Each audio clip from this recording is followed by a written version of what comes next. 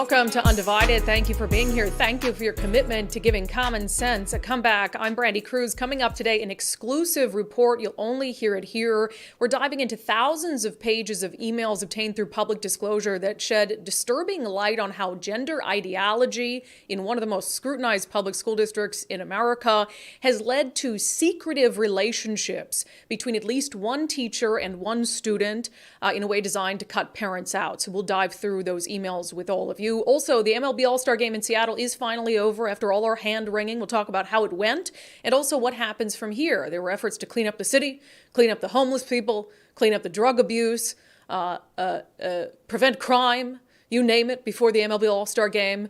Can it last? I'll give you my opinion. I'm sure you already know what it is, but we'll hope for the best. Also, some wisdom from the Vice President of the United States on not only transportation, but also artificial intelligence. And later on, in our closing sanity check, I will make a final plea with all of you who have not signed Referendum 101 to do so before we are finally out of time. All right, if you have not become an Undivided subscriber already, please do so. It is how we continue this mission and this movement to give common sense a comeback, as we say. You can sign up for just $5 a month at undividedpod.com, undividedpod.com. And on our Patreon and local pages this morning, we published our exclusive report, which we're going to go through for you today on the live show, but I highly, highly recommend going to read through the details, see all the images of the emails that we're going to talk about today. Again, it's up on Patreon and locals right now. The headline, "Make sure this email is deleted, how gender ideology led to a secret teacher-student relationship." And in it, we talk about where a teacher's care and concern for their student crosses a line into something else, into something inappropriate.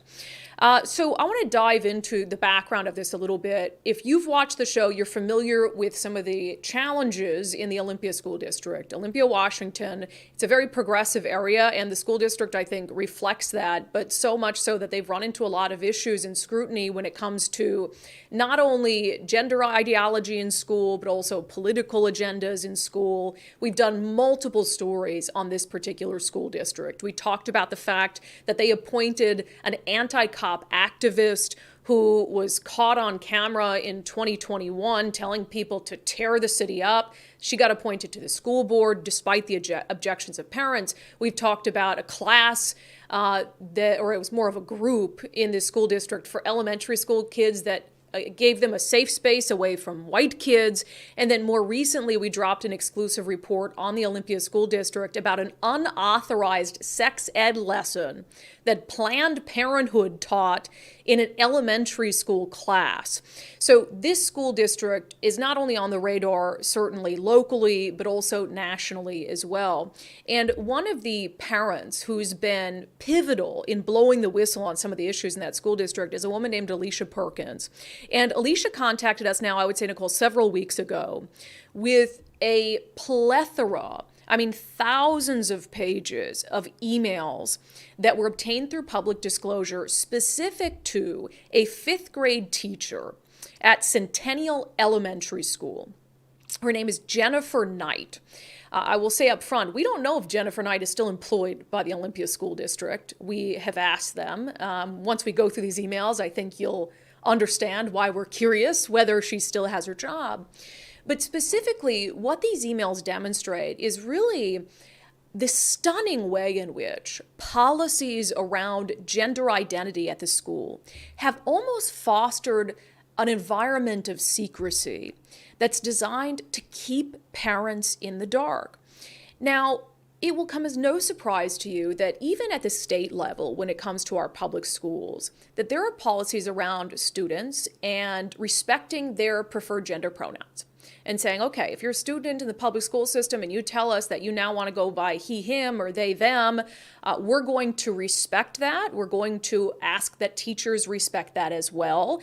And there are some instances, and we've heard about this, where if you have a child who they're identifying themselves by a different name or a different gender at school, but they haven't told their parents yet, where teachers will even go to the lengths of not informing their parents and using, their given name when talking to their parents, their biological pronouns when talking to their parents, but then they'll change them when talking to the kids at school. And that's where this environment of secrecy starts to begin. But for this one 5th grade teacher at Centennial Centennial Elementary School in Olympia, she took things a step further in trying to protect her 5th grade student, a biological girl, who'd recently apparently decided to identify as he, him, they, them at school. I want to read for you a couple emails sent between this teacher and, again, a 10-year-old child that is not their own child, a 10-year-old student in their classroom who has told the teacher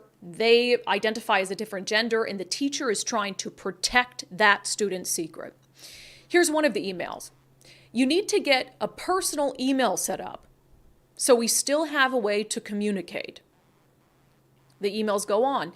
I kept emailing you, but I was worried your mom interfered before you saw my messages. And the messages get worse. Again, emails between a 5th grade teacher and a 10-year-old student. I was also serious. I would take you into my home anytime you need. Never think you have no one. She goes on to write, make sure this email is deleted when we are done, because otherwise, when your mom looks, you will be outed instantly. In any other setting, in any other scenario, if we were talking about those types of exchanges between an adult and a child who is not theirs, who they are not related to, we would universally agree that it is egregious behavior, that it is inappropriate, and that, dare I say, it's predatory. But in this case, you have a teacher who I have no doubt, after reading through thousands of emails that this teacher has sent and received, I have no doubt this is a teacher who cares about the students in her classroom.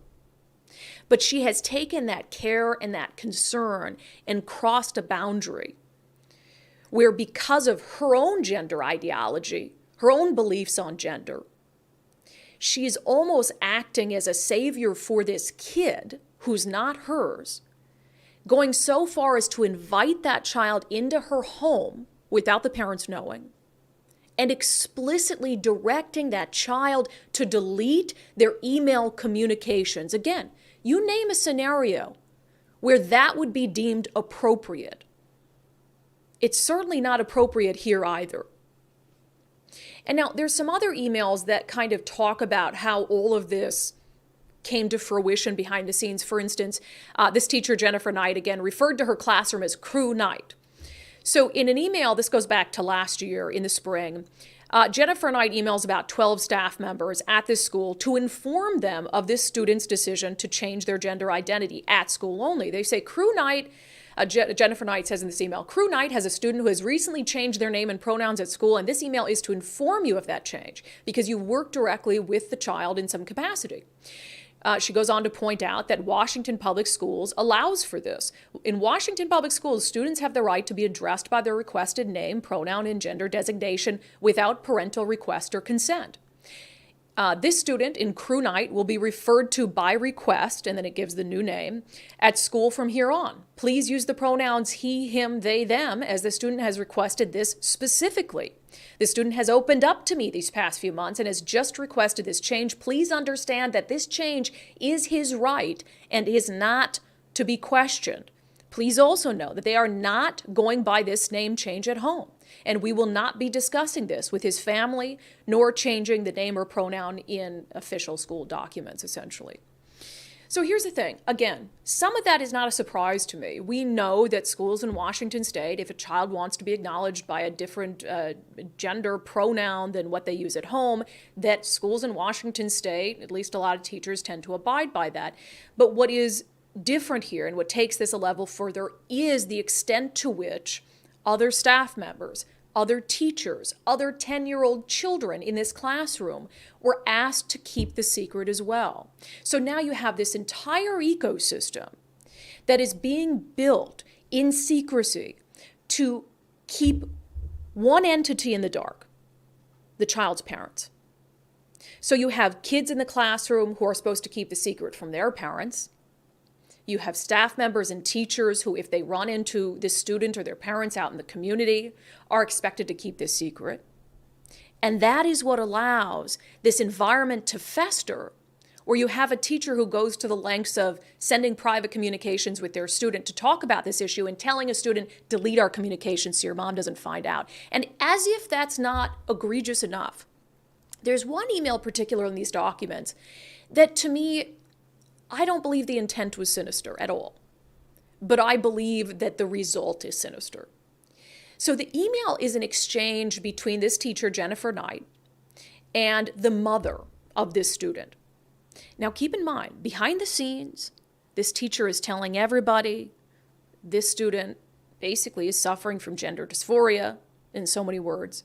We're going to refer to them in different pronouns, using a different name. And then this teacher has the audacity to send this mom an email saying this: I'm wondering if you're willing to have an in-person, informal conference with myself, you, and the student to talk about how the student is doing.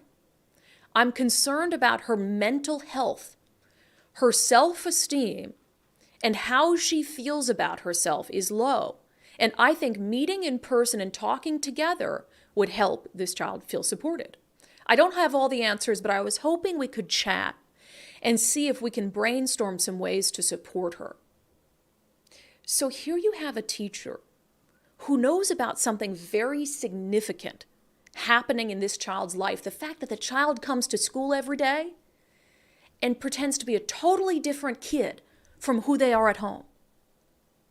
Yet this teacher has the audacity to, saying they care about the child's mental health, self-esteem, well-being, reach out to the parent, use the her pronouns, use the kid's real name, and hide this critical aspect of what's going on with this kid from the parents while simultaneously pretending to care about the kid's well-being and want to talk to the parent about it. How can you genuinely have a conversation with that mother about her child's mental health while hiding from her all of these things that are going on at school? And a month after that email is when that very same teacher is telling this kid, I'd take you into my home. A month after that email, this very same teacher is telling that kid, delete these emails so your mom doesn't see it, while pretending to want to work with the mother to improve the child's mental health. That is insane. And again, I think that this teacher, Jennifer Knight, is operating off some mistaken belief that this is the appropriate way to show care and concern for this child, that she thinks she's protected by the school's policies and procedures. Now, we asked Alicia Perkins, who again was tipped off to this, ends up informing us about these emails, providing us with thousands of pages of emails to review a couple weeks ago. It took us some time to get through them and to get this story ready, but we asked Alicia to come on and just go through how this story came to her and what parents should make of a situation like this happening behind closed doors. Alicia, thank you for being here and for bringing this to our attention. How did this story come to you? Well, I received it from a group of parents, actually anonymously, and they had said that they were concerned about their own students who were at this elementary school, who were being essentially forced to keep a quote class secret. And because of this, they issued a FOIA, public record request to the district to try to find out what was happening. And that's when they received, over 1,000 pages of emails between this teacher and this student that were private emails kind of saying what was going on. The teacher in question is Jennifer Knight, fifth grade teacher at Centennial Elementary in the Olympia School District. Had this particular teacher been on your radar before in all of the involvement you've had in looking into issues like this? I've received a lot about this particular teacher. She was very active with, you'll remember, the BIPOC clubs that we had that were shown to be illegal, that they had to stop. I was receiving information from parents very upset that she was having them do protest signs in the classroom and things like that over that. So I knew that this was an activist teacher, but in general, my goal is to just shine a light on what's going on with the district and not individual teachers. But this situation is so egregious that it's difficult not to. Yeah, and it's hard to know, and we'll get into this, whether this is happening on an island with one teacher in one classroom or whether what we're about to discuss has become some sort of acceptable practice. So before we dive into the details of this, you get your hands on this public disclosure request and these records and these emails. Alicia, you have, brought to light a lot of egregious things in this school district. Where does this rank in terms of concerning things that you've seen? This is probably the most disturbing thing that I've seen because it is such a level of coordinated deception that so many people have to play a part in, including young children. We're talking about 10-year-olds here, that it was just beyond shocking. And it goes beyond school policy of calling children by their preferred pronouns, preferred gender, things like this. This goes into a secretive relationship now between staff and child where deception and interference between the child and parent is obvious. Yeah. So let's set it up a little bit. There is a fifth grader, and this is everything we can glean from the emails, right? A fifth grader, biological female, who is exchanging messages with this teacher, Jennifer Knight. And in some of the emails, the teacher is encouraging other staff to refer to this biological female student as with a male name. Is that correct? The male name and with he, him, they, them pronouns. And that, to your understanding, is in line with school district policy?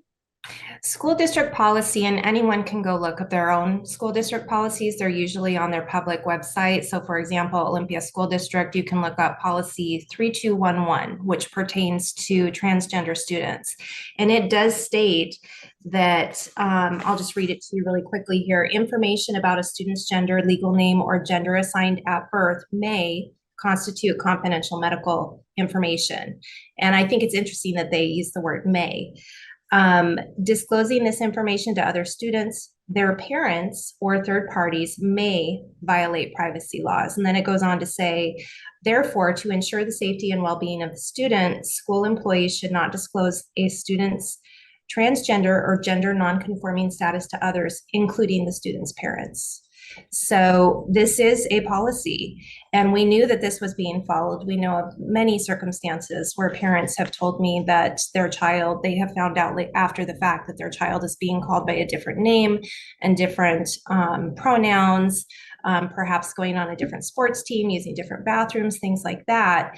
But this situation goes into emails that the teacher has taken it upon herself to literally tell the child, to delete emails to evade parent knowledge about their interaction. Yeah, and let's get into that, because when it comes to a teacher, using a kid's preferred gender pronouns and not telling the parents, I've heard stories like that before. I mean, I think reasonable people can have some serious issues with that because it creates almost this weird relationship between a teacher and a student.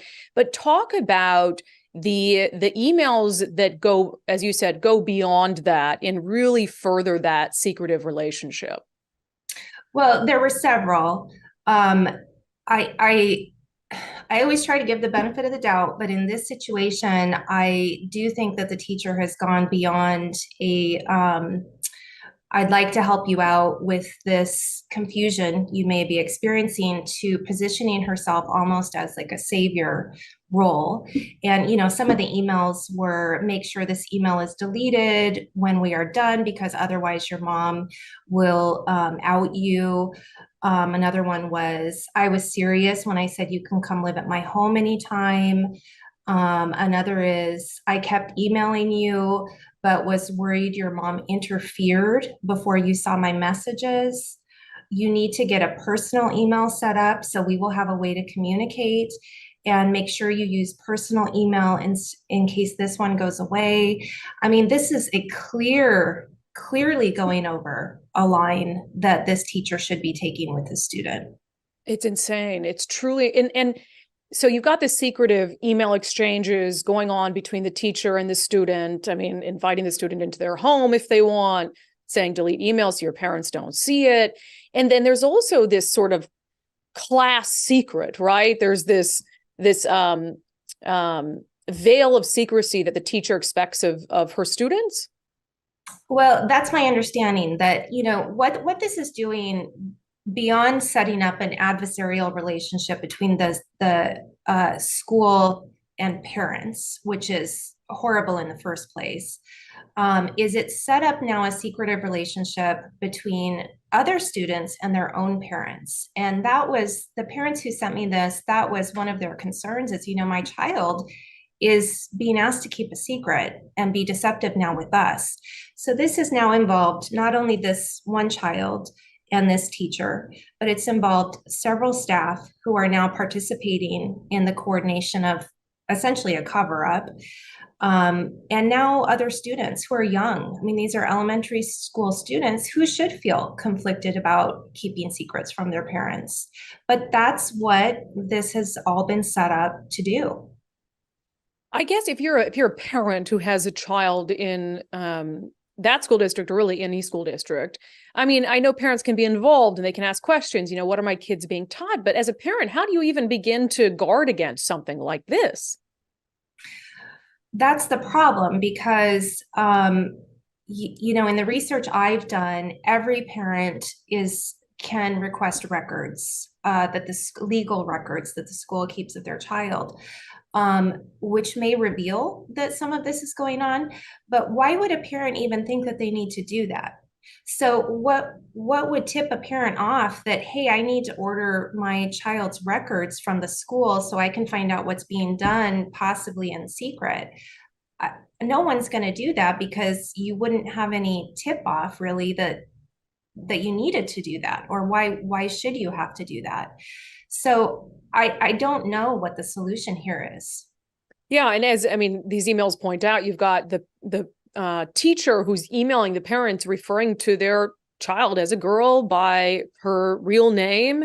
And so I guess if you're a parent, you wouldn't think of anything like, why would I assume that this teacher is using a different gender and a different name for my child when they're at school, when they're communicating with me using her actual name? Correct. And I've heard from other staff members, not with this situation, but other students who are doing this at school.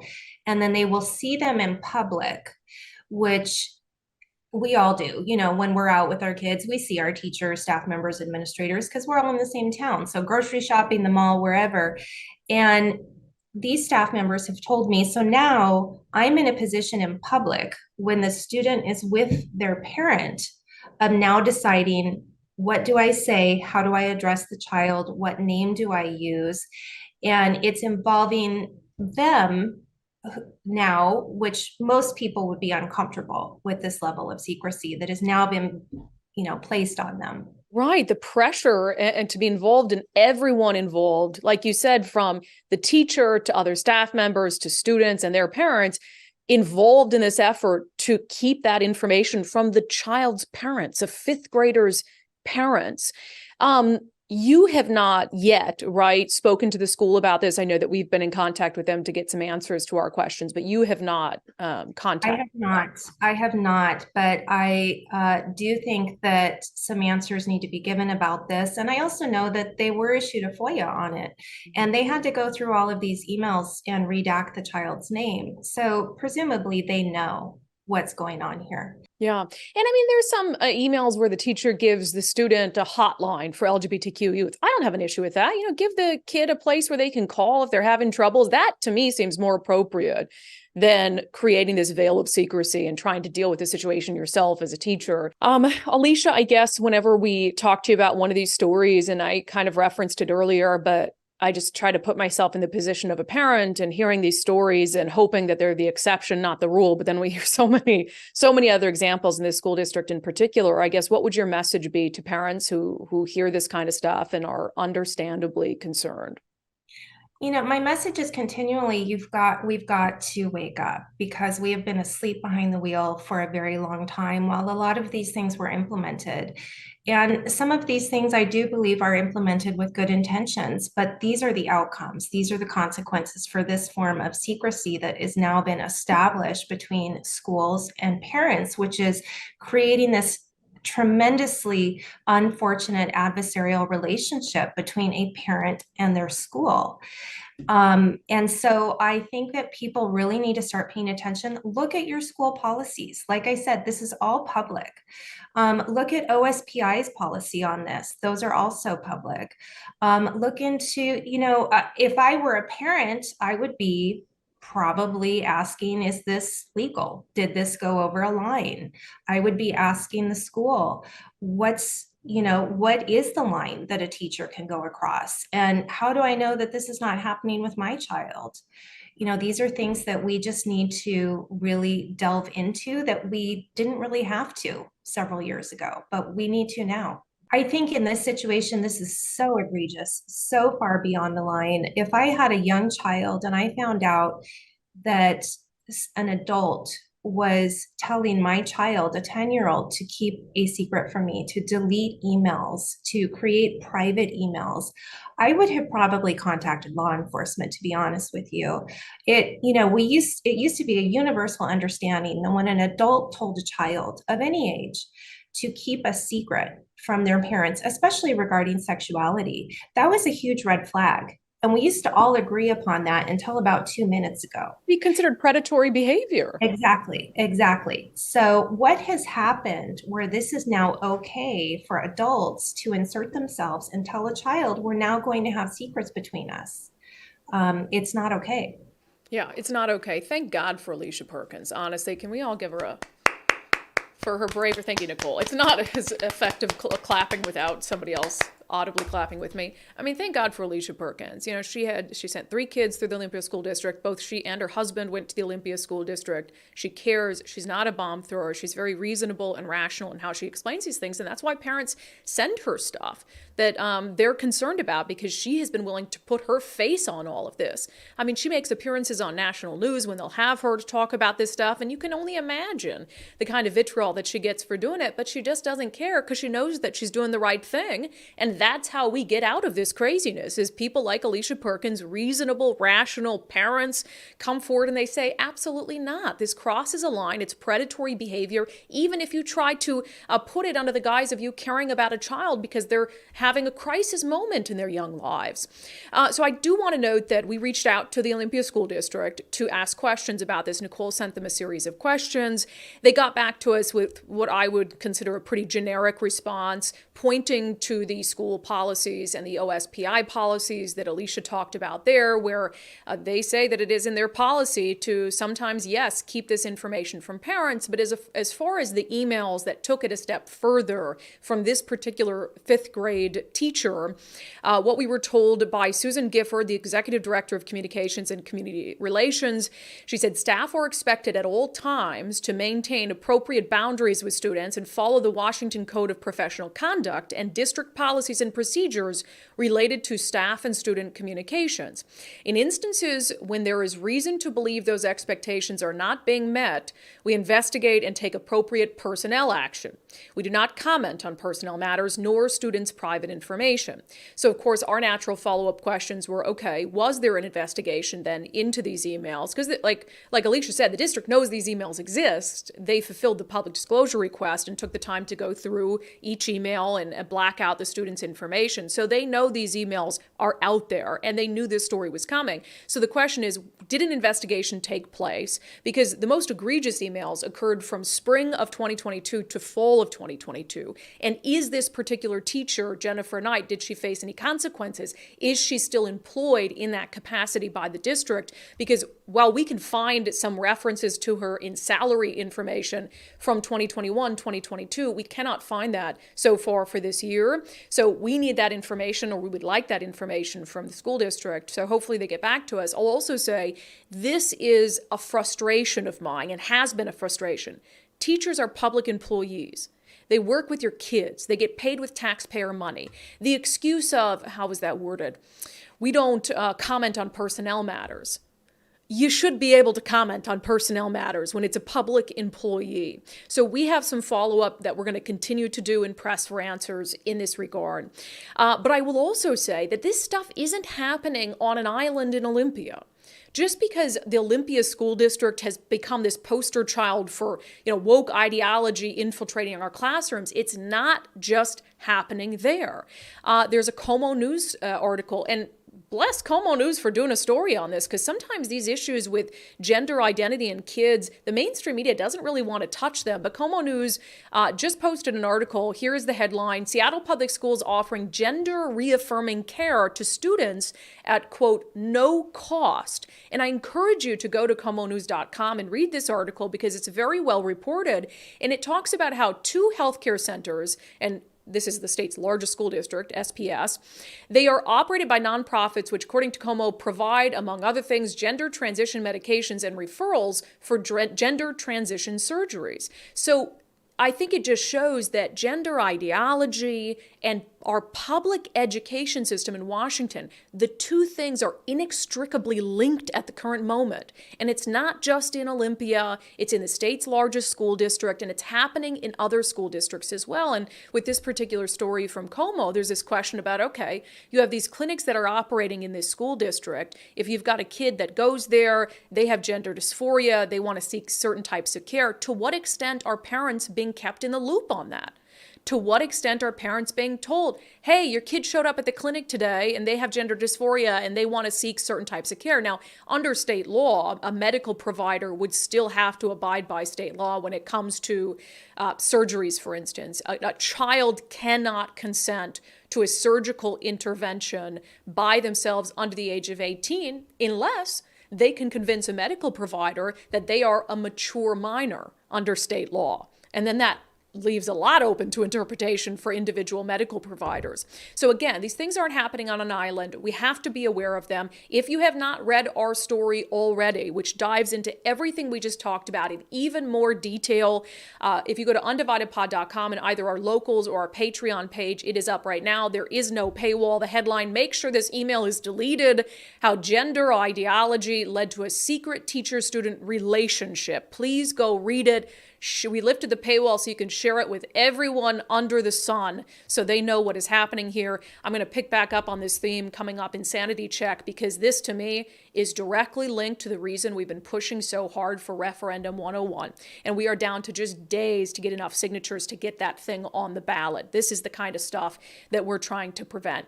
All right, coming up next, the MLB All-Star game in Seattle is over. So what happens now? What happens now after they went through all these efforts in the last few weeks to make downtown Seattle seem safe and inviting? Is it here to last? I'll also make some acknowledgments of some of the really cool stuff that happened during the All-Star game that I thought was absolutely neat and that I was glad to see go off without a hitch. That's coming up next. But first, we've been talking about our friends at First Mark Insurance because, I mean, the fact that they're advertisers aside, it's a really good opportunity to save some money at a time when prices at the pump are out of control, when you now have more money coming out of your paycheck because of that pesky long-term care tax.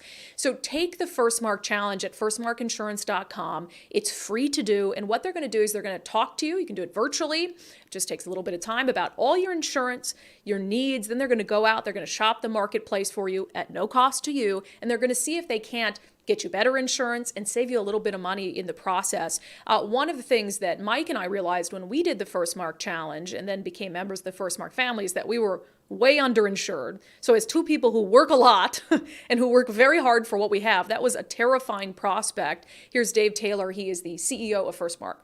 So the risk is if you get in an auto accident and you don't have enough coverage, and let me clarify, you get in an auto accident that's your fault, and you don't have enough coverage, then they can come after you personally for any additional amounts over and above your coverage limit. And that means things like your retirement plan, or come after your equity in your home, or garnish your wages. So it's a big thing. And like with you and Mike, I just think most people haven't had someone take the time to explain it to them in terms they can understand and show them the how inexpensive it is to actually get the correct coverage. Yeah, and if you're asking, well, Brandi, if I get better insurance, isn't that going to cost me more money? Not necessarily. Mike and I got much, much better insurance for the same price. In fact, Nicole, we just switched under First Mark, right? They said, hey, get rid of I had old crappy car insurance. They're like, oh, go with, I have Safeco now. I'm not doing a commercial for Safeco. I'm just letting you know.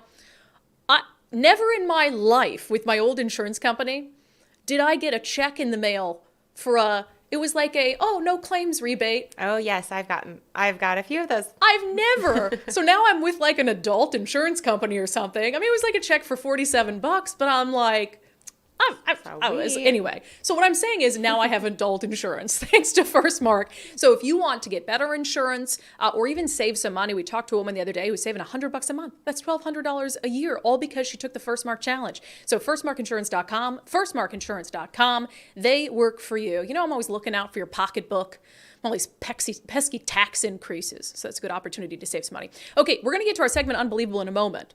But Mike and I had a disagreement yesterday. Oh. And I want to talk about it because I actually overheard it a little bit. I know that there's going to be, in fact, in the live stream, this is my poll question for the day. Does it bother you when I swear on the podcast? Yes or no?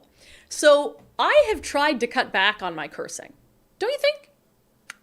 Yes. You can be on camera. Okay. I didn't know how long we were going to go with this topic. This is going to be like a couple minutes. Okay. Yes, I think that you have tried to cut back. Yes. I have. Because the only swear it always word made me cringe. I still say is bull, S-H-I-T. Correct. That's the only one I'm still saying, right? I think you've snuck a couple others in there, but that's okay. As like Here's quotes, I think it was a quote, something like that.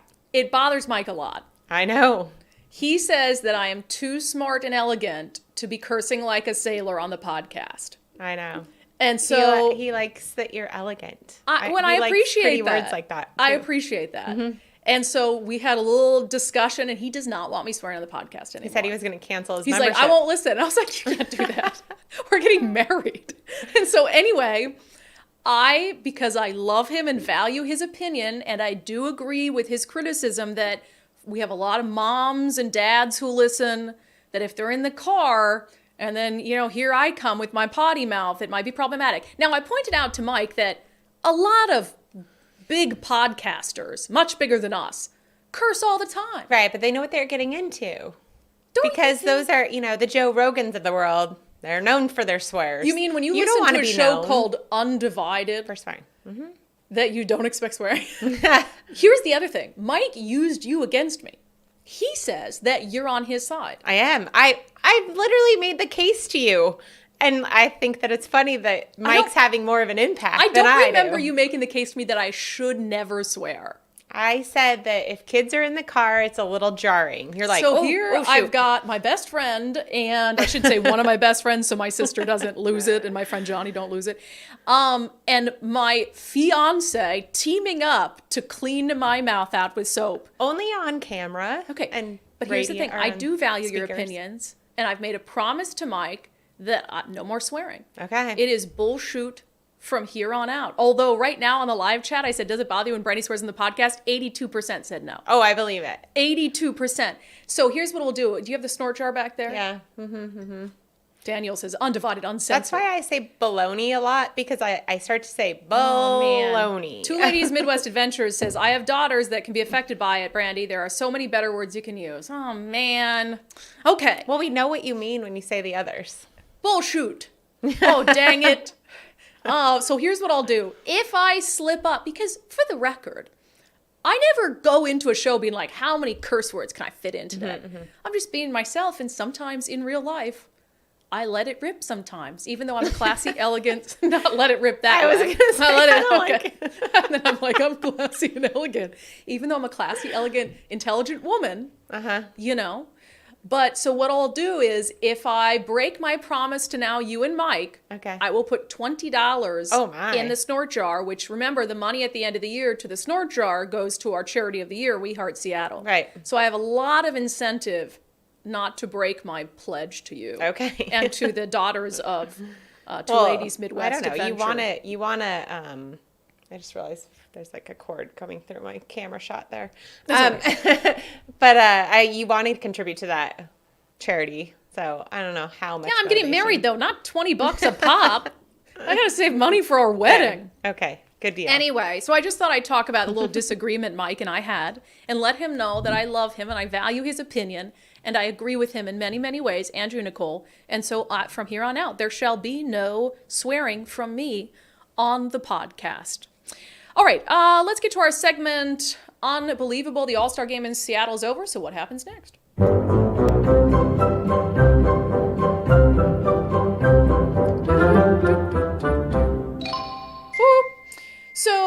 just start. The reason I'm categorizing this under unbelievable today is because I'm about to actually give a compliment to downtown Seattle, and that is frankly unbelievable. If you listen to the podcast often enough, I thought there were some really cool aspects to the All-Star game.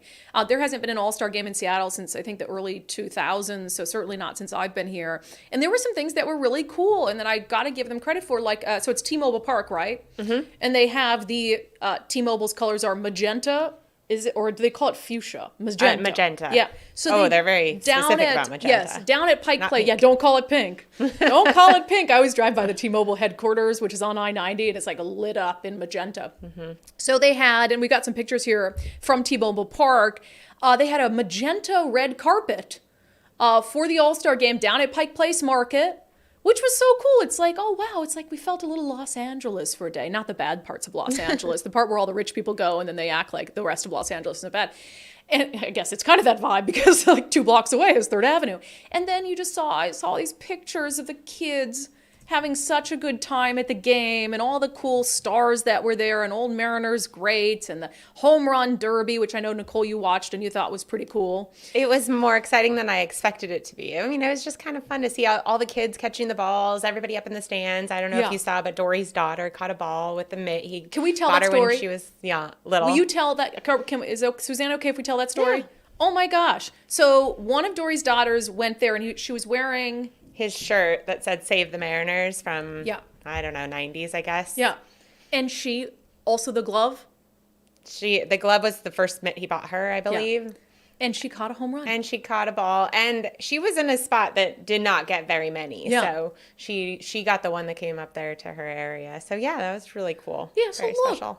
I love this. It's not like I wanted the All-Star game to be a complete and utter failure for Seattle, but we care so much about having moments like that for the city, having moments like that kids and families can enjoy. Mm-hmm. That's why we talk about all the issues Seattle is facing. That's why we talk about the need to, with urgency, address the homeless crisis, the crime crisis, the substance abuse crisis, so that we can have more moments and memories like this in Seattle, so we can have more events that come to the city. Right. And you can have, in, which daughter was it of Dory's? Middle. So that when she grows up and has got kids in the next MLB All-Star game and she can send them there with that same shirt and that same thing and they're safe and they can catch a ball. That's what we want. We want to go back to those wonderful days of Seattle where we can have these awesome moments and memories and you don't have to be scared about taking your kids down there. Right. So I am very hopeful that we've now seen Seattle can clean things up real quick when it needs to. Now, where there's still some lingering issues, yes, I saw this crazy video of a fentanyl dealer who dropped all his pills on the ground in the crowd, and he's sitting there right in front of the stadium. He's sitting there trying to pick up all his pills, and there's like this dad that goes by crushing them into the ground, and I'm like, love you. So were there issues? Throw away those shoes. Yeah, you can't fix the underlying crises overnight just for a baseball game, but it can be fixed with a little bit of political willpower. We can see it happen. We want to see it happen. I know. It really was fun to watch. The Griffey, Buhner, Martinez, Wilson thing yesterday, throwing out the pitch. I mean, that really did bring some 90s vibes. It was high school for me when that happened. I had some of them on my binder. Oh. I actually wish it was them right next to Dave Reichert. Good times. But I think that it kind of also made me a little bit sad because I've been making this argument for a long time that a lot of us are streamers now. A lot of us have cut the cord. Yeah. And it makes me sad because a lot of the new guys are not as recognizable. I know some people who are big fans recognize them. I get it. But a lot of people don't. Like, I wouldn't have considered myself this ginormous fan in high school. Right. But I knew what they looked like. I had them on my binder. Things like that were baseball cool. cards. Yeah. You kept track of them, even if you didn't watch every day. But now it's really hard because there's no way to stream the games unless you have cable, and I think Fubo might carry it, but there's like one carrier. But I really think they need to make baseball more accessible to the younger generation. For the younger generation, that makes sense. Hold on to them. But cool memories. I'm really happy for families that were able to enjoy the All-Star game, make some memories with their kids, etc. Yep. It's just that I want people to keep that in mind, especially Seattleites. Your ballots for the primary election are going to come in the mail soon. And I want you to think about, if you had an awesome time at the MLB All-Star game, don't forget about everything that went into trying to make downtown visitable before that game happened. We shouldn't have to go through that whole dog and pony show. Our city should be a place where we can have a game like that and a world-class experience for you and your family and for tourists. And that's what's on the ballot in August. That's what's on the ballot in November. And for the rest of the state, that's what's on the ballot in November of 2024. So we're going to keep harping on that. And yeah, we're going to continue to be critical of Seattle because that is the only way that we can restore Seattle to what it once was and make sure the city can live up to its full potential. Okay, coming up next, we're going to dip outside of Washington State for a moment. We've got some words of wisdom from Vice President Kamala Harris that I really thought you ought to hear today. But first, we've been talking about our friend Wes Jones with Wes Jones and Associates, sellwithwes.com. Wes Jones and his team have an awesome service called the Listing Boost Concierge, where if you've got to sell your home, but you know there's some projects that need to be done to it in order to get a better price for it, they can take over all of that. They can pick the contractors, manage the projects, get it done. You don't have to lift a finger. In fact, you don't even have to pay up front if you don't have the funds. You can pay for it from the money you make from selling your home. Here's Wes Jones talking about the Listing Boost Concierge service. So we're going to come in, number one, and we're going to inspect a home, do a pre-inspection. We're going to find out all those little hidden bugs that, a buyer may be concerned with.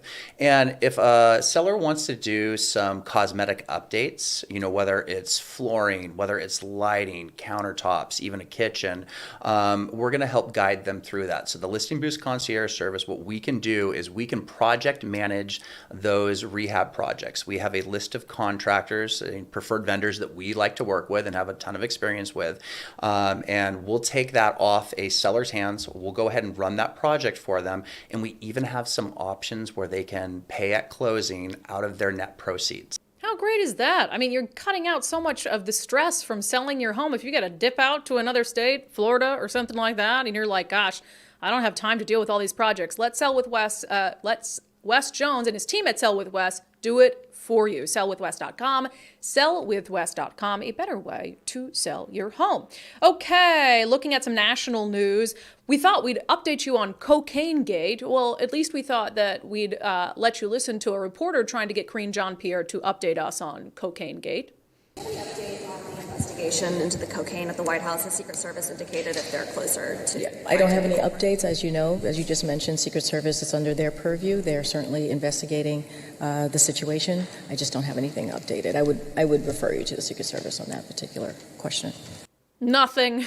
We still don't know whose cocaine it is. And although we've been told by multiple mainstream outlets that we'll probably never know, I have faith in the Secret Service to get to the bottom of it and tell us the truth. We will find out. A couple words of wisdom from Kamala Harris. Sometimes when I'm thinking, gosh, I really need to read up on a particular topic that I feel like I don't know a lot about, I really want to do some hardcore research and hear what the experts are saying about it. I like to hear what Kamala Harris has to say because I really feel like she is an expert and has such depth of knowledge in so many different issues. So let's hear what she had to say on the issue of transportation. And I again want to thank the Secretary for your work. This issue of transportation is fundamentally about just making sure that people have the ability to get where they need to go. It's that basic. Oh, okay. That's mini snort, 50 cents. That's helpful. Thank you, Kamala. How about, another issue I really could use a little bit of information on to be able to talk about it with more authority is the whole confusing aspect of artificial intelligence, also known as AI. I think the first part of this issue that should be articulated is AI is kind of a fancy thing. First of all, it's 2 letters. It means artificial intelligence. But ultimately what it is it's about machine learning. And so the machine is taught. And part of the issue here is what information is going into the machine that will then determine, and we can predict then, if we think about what information is going in, what then will be produced in terms of decisions and opinions that may be made through that process. Did you learn anything there, Nicole? I actually didn't know it was just 2 letters. That's what I was going to say. I thought for sure there was a T or a Q in there or something. Just AI? I thought it was spelled out. Oh, like Hey. I was thinking E-Y-E. Yeah. Gotcha. Okay. Always learning and growing with Vice President Kamala Harris. All right.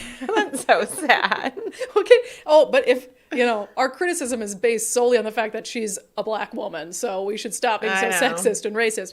All right. I think the first part please. of this issue that should be articulated is AI is kind of a fancy thing. It's, first of all, it's 2 letters. It means artificial intelligence. All right. We'll get to your questions and comments from the live stream coming up. But first, eastsideweightlossclinic.com. Next week is the week, Nicole. Beach. San Diego. Yeah. My bachelorette party.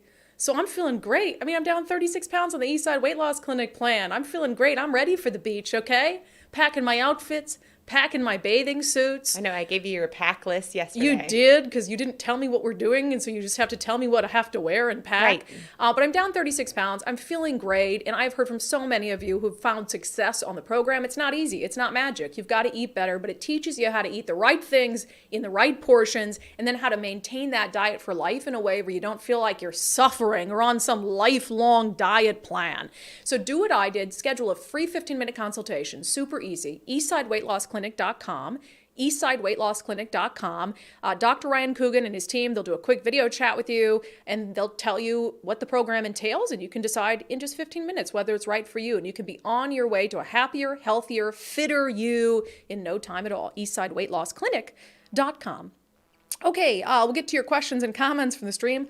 A lot of them are on our exclusive reporting about what's happening in the Olympia School District. Cindy said, if I were the parent of that child, I would make it my mission to get her fired. And again, we don't know. Maybe she did get some sort of discipline, but the school district has not told us yet as of last check. I agreed with Alicia Perkins, though. I would have called the cops.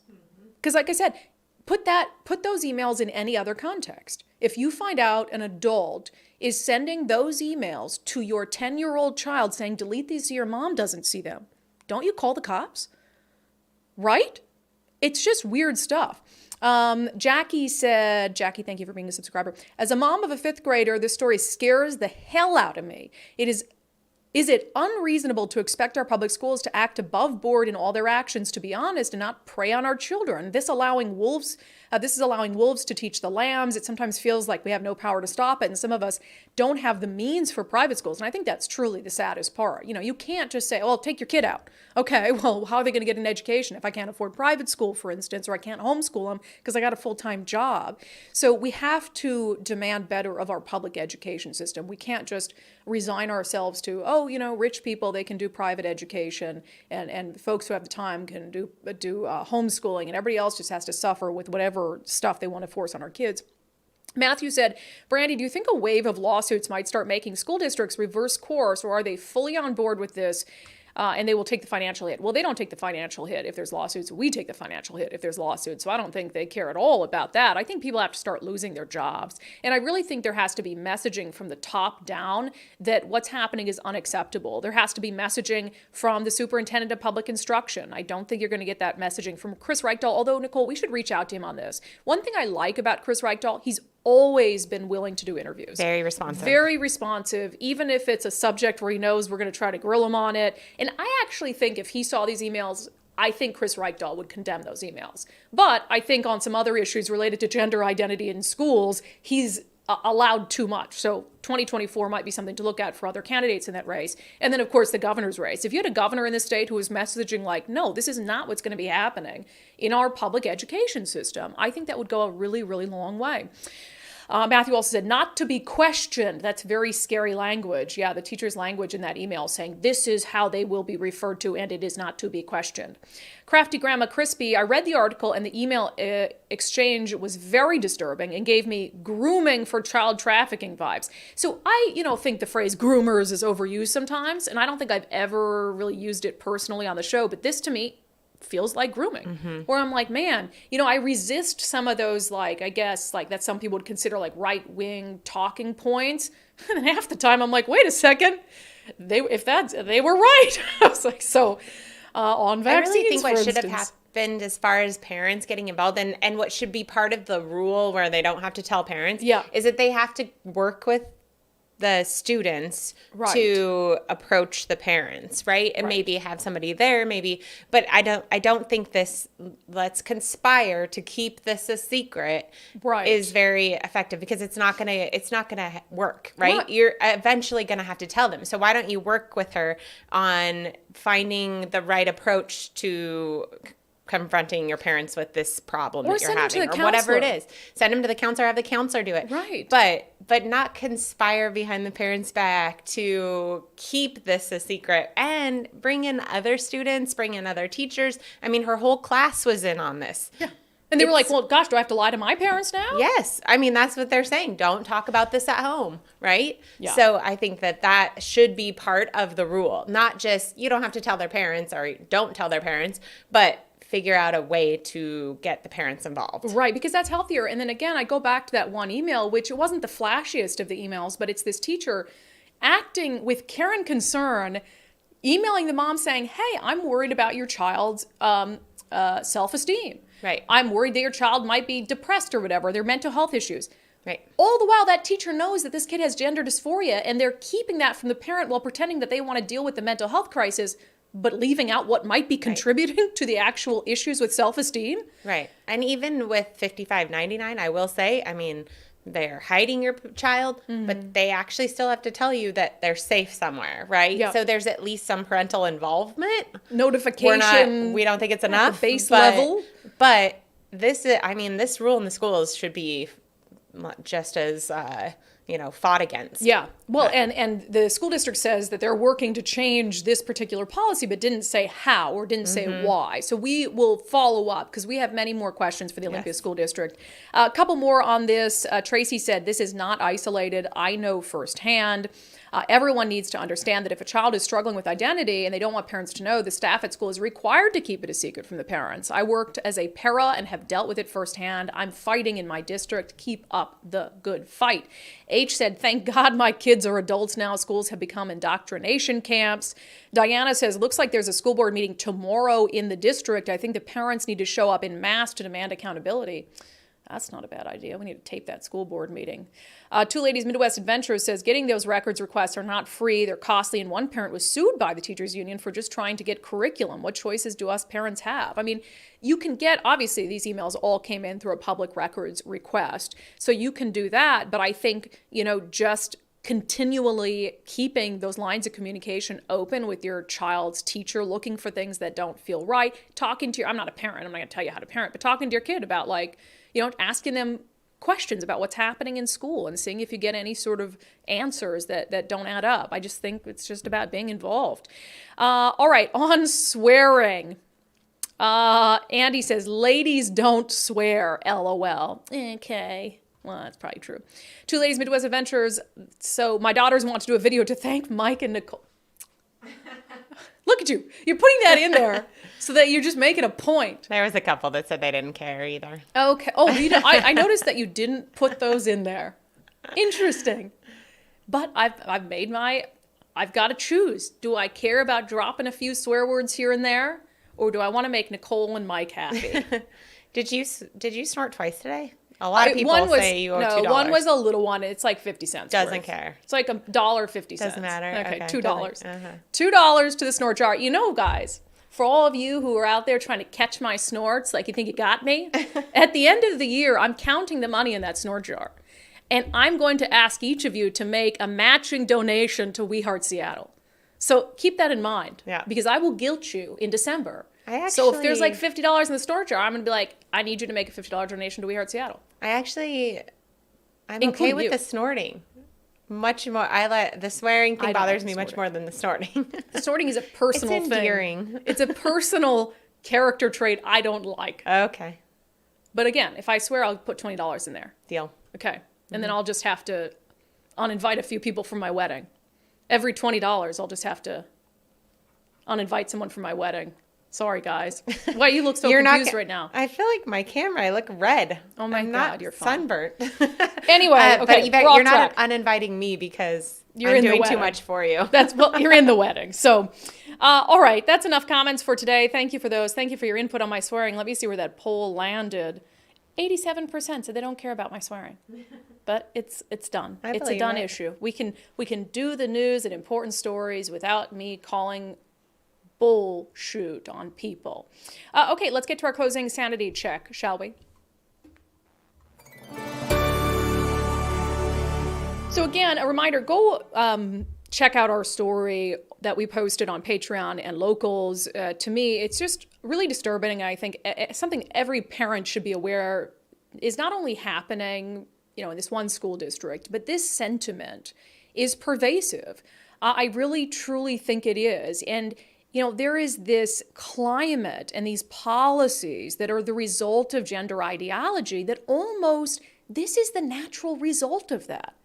When you are making it okay in your policies in public schools for teachers to explicitly hide things from parents, you are fostering an environment where these secretive relationships between teachers and their kids can persist and can grow. And that's not healthy. I don't think any rational parent, any rational person or voter thinks that it's healthy.